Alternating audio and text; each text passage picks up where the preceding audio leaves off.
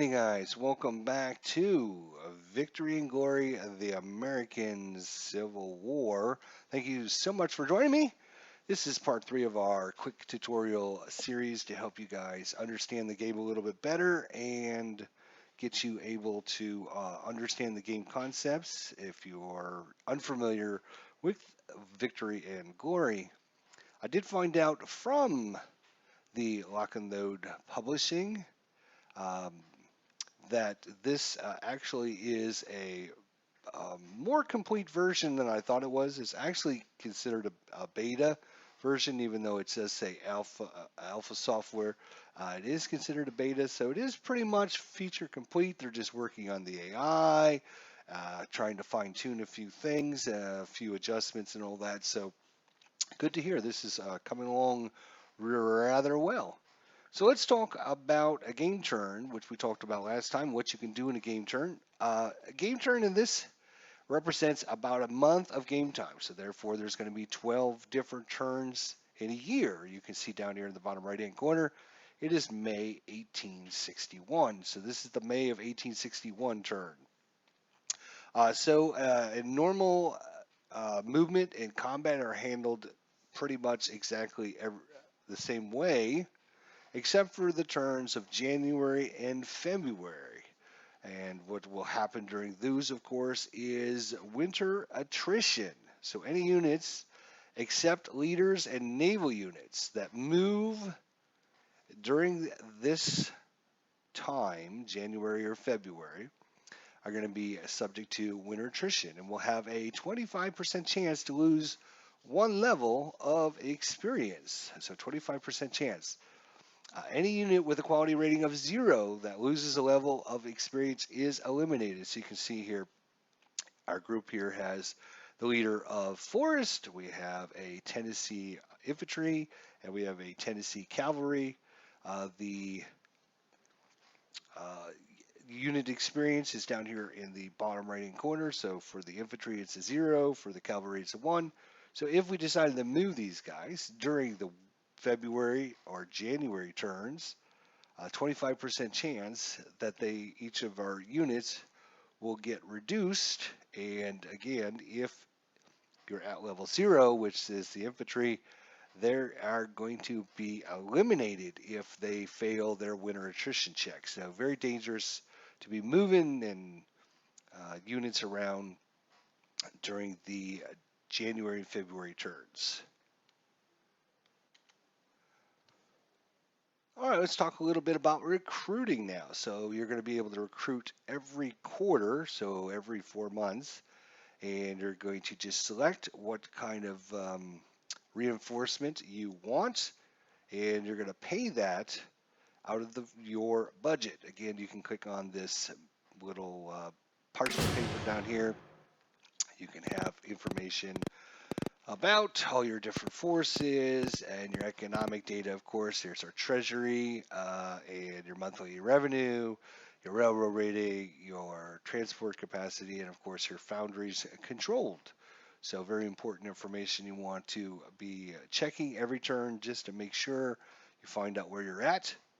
The way recruiting is done is the same way between both the Union and the Confederates, but they are slightly different. So let's talk about that.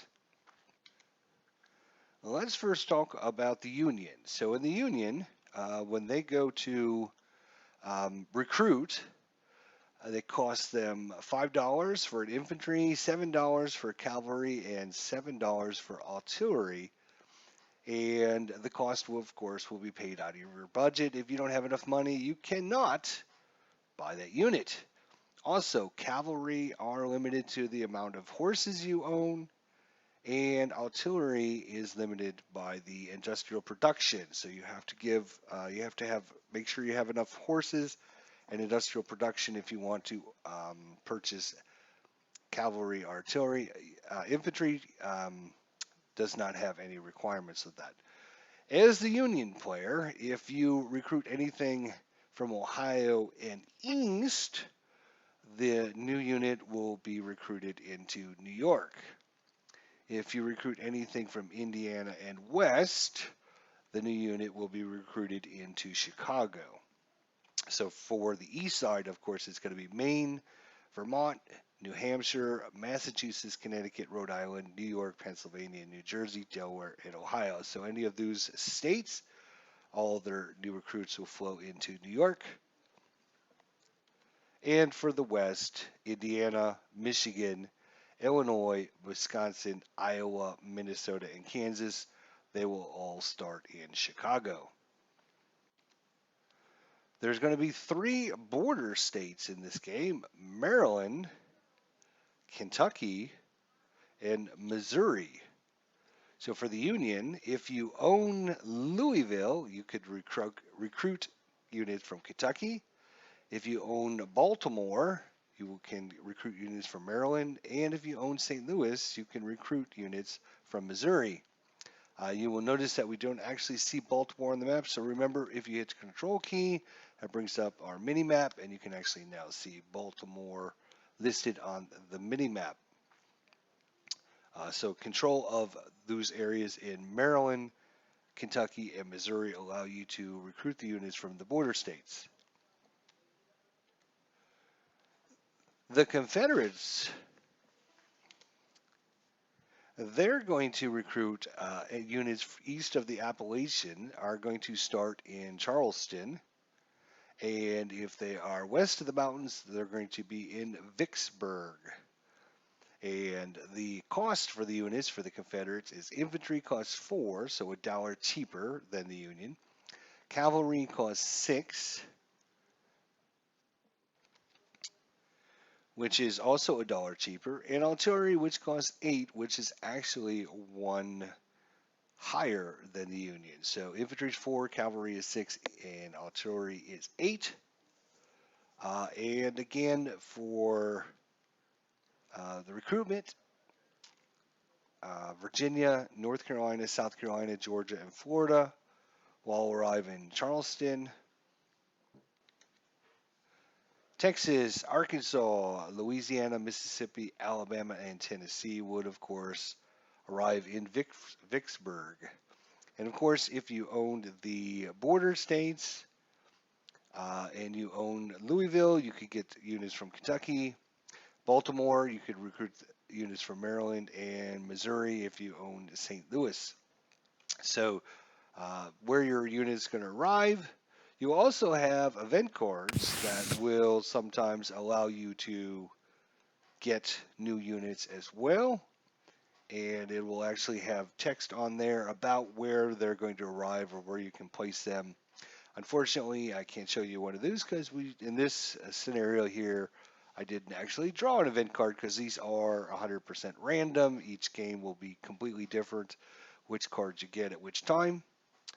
So unfortunately, I won't be able to show you that, but they will have reinforcements, and it'll have text on there that says where or how they arrive and what location. So that's pretty much what we wanted to cover in this episode. So thanks so much for joining us. We talked a little bit about the game churn. We talked about the winter attrition, moving units during winter, January and February turns, and of course, recruiting units, the cost for those units, and of course, where those units are going to arrive. So hopefully that'll help you when we get the full release of Victory and Glory, the American Civil War. So hopefully you'll join us in the next episode.